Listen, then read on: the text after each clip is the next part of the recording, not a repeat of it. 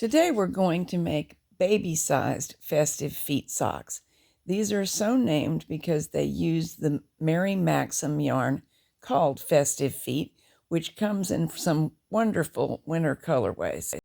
It's a classic sock yarn made of 75% wool and 25% polyamide to give it memory and a little bit of stretch and resilience and strength.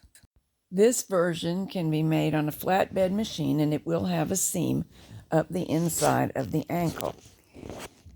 There is also an adult version. I've done 2 videos on that, and the baby socks are just like the adult socks, only, of course, much littler. And the baby socks may be used for booties. Eventually, all these festive feet designs will get made into a book, similar to the ones you're looking at, only for festive feet yarn and these designs. But I do have written books of sock patterns. If this is something you enjoy, there's bound to be something that'll work for you and your machine. The program notes have a link to the page where my sock books are for sale, in case those interest you. You will need to do a swatch and attempt to get a gauge of 8 stitches, 10.4 rows per inch. You do need to be very close, but perfection is less important for infant socks than adult socks, simply because with fewer stitches and rows, being slightly off gauge won't make as much difference. I'll be using these odds and ends left over from making adult socks. I'm just going to tie them together and knit the knots through and correct the knots later and not worry about matching a pair. If you were, however, trying to match a pair, of course, you would need to start at the same point in the color repeat for each sock. As you join me, I've already E-wrapped the 30 needles that are needed. Now we'll knit 30 plain rows.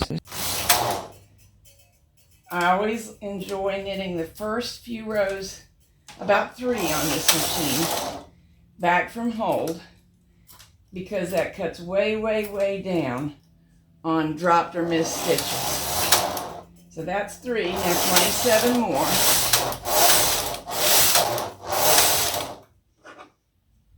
Now we'll hang those E-wraps to create the hem.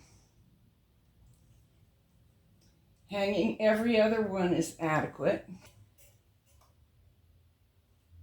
I'm using a tool to try to keep my hand out of your way.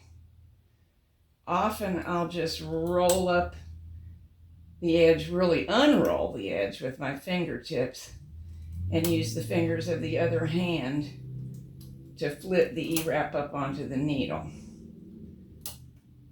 But you can't see very well if I do that. Here, we'll do it here for a minute. This is what it looks like.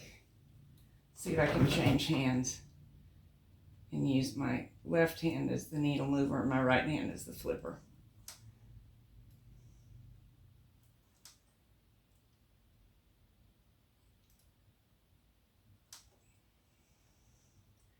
Okay, everything's hung. There's a little bit of stress on the machine for the next row because of the extra items on every needle. So knitting it back from hold will reduce the stress. We'll knit 2 plain rows. Okay, there's our sock top done. You will notice I'm knitting my knots through. I will fix that later, pulling them through to the wrong side. It'll be okay because this is for a child too young to walk, and so nobody will be abraded by my chintzy ways and trying to use up every last bit. What I'm doing is setting up so these needles will hold. They won't be part of the heel. And we'll knit the heel on these. For the next sock, if you want your socks to be a perfect pair and have the seam up the inside of the ankle as is traditional, you would work your heel on these needles and place the right hand set and hold. All right, knitting across on 15, place 1 more and hold. 14, that's my knot, and here's what I mean by fix it when I say fix it later. First step of fixing it is to make sure that stitch formed correctly, and it didn't want to because both strands of yarn got into the act. So I'm unknitting it and reknitting it with a single strand. Let's see. The last needle that knitted goes in the hole.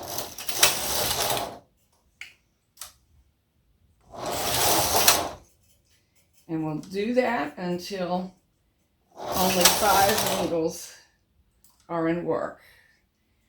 Now, normally I would use a claw weight about now to keep these center stitches down. But this is so few stitches that just holding down with my tool may work better.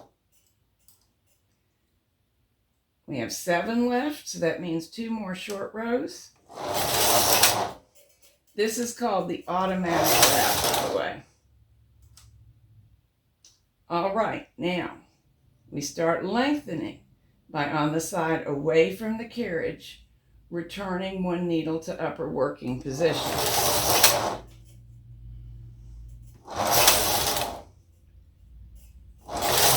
Might need to move your tool or your weight if you're using it.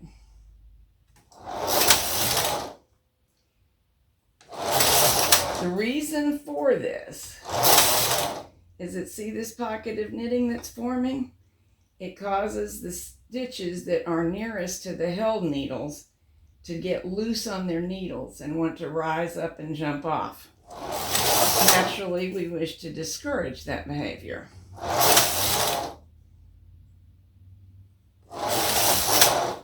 Here, if you want to wrap the next needle over to prevent a hole. There won't be much of one anyway, but you may want to.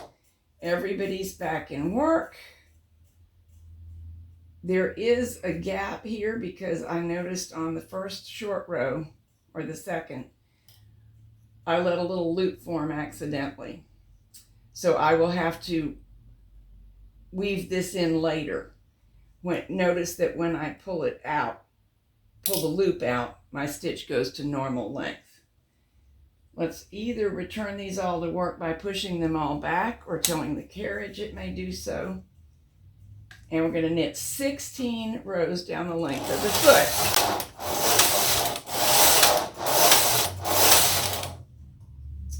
So we have a sock top, we have a heel. We will have a seam down the side. Now we need a toe. And it is made just exactly like the heel. Return the carriage to the setting that will allow your stitches to hold. If this were a brother machine, that would be the N versus H button. On here, it's these levers. 15, 14. And again, we short row down until after placing a final needle in hold, there are 5 in work. Then before knitting back on the side away from the carriage, we return a needle to work until all are working again. Well, short rowing in, which is what we call it when the row is getting shorter every time, the needle to pull into hold is the very last one that knitted every time. That makes it nice and simple. And here we are. If you know how to graft and you like doing it, you will get the neatest finish possible by scrapping off now and grafting. But there is another way. I'm going to leave a good-sized yarn tail so that we can use that in the seaming. Let's scrap off only these few stitches, half of them, whichever half you want. And I don't have room on my messy table, so I'm just going to hand feed my waste yarn for a minute. 10 rows is enough. This is just something to hold on to and protect the live stitches. I'm going to drop the waste yarn off so that we can bring it around here and hang the 2 sets of stitches on the same needle. You can see a red bump sticking up from the white waste yarn everywhere the last main yarn row of stitches should be hung.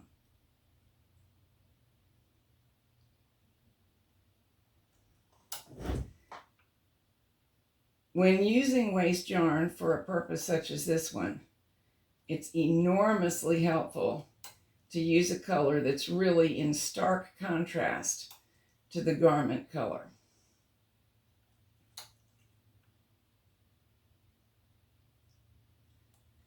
Obviously, if I had another red, it'd be a little bit tougher for me to tell which were main yarn stitches to hang and which were waste yarn stitches to ignore that are just doing a job. And although for this little bit I probably wouldn't bother, if you are thrifty and want to save your waste yarn, you can unravel it. In fact, we can do it now because it's done its job. Off it goes. Now we can bind off these stitches and close the toe at the same time. My green stitches from part of the sock are now behind the latches and my red stitches are in front. I can just leave both sets in the hooks if I want, or I can do what I'm doing, pull one set through the other set. Because either way, we're going to bind off and seam simultaneously. Now, if I were working from the right, I would probably just bind off around the gate pegs, but my left hand isn't as good at it, and it's perfectly good at the transfer bind off, which produces almost the same effect. If you're curious about the difference, try it sometime. Both are chain stitched bind offs, but because we approach them from a different angle and direction, the way the chain lays down on the fabric is slightly different. You will be able to tell as an experienced knitter. Most people who see it will not notice it.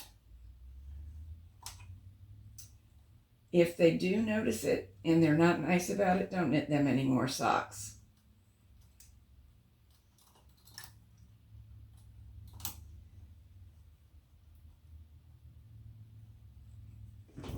Now, my usual way of doing this is really much faster than using the tool. I just didn't want to get my hands and fingertips in your way. I'm pinching the stitch up so it can't get lost. Pinch, move, tighten, create a new one.